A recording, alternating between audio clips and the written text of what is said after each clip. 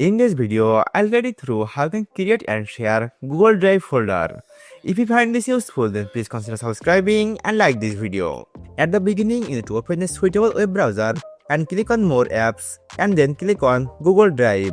Once you come to the Google Drive page, then click on plus New and click on New Folder. Now give a folder name and click on Create. Once you create the folder, then click on this three-dot icon, hover the mouse on Share and click on Share.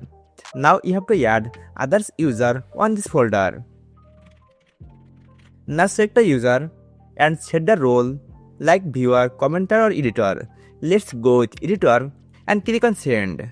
Now you have to open user email account and open the mail and click on this open button. Then you can easily access to the share folder. Then go to the other user page, open the share folder. Then you will see what the user can see this video. By following this easy tutorial, you can easily create a share folder on Google Drive.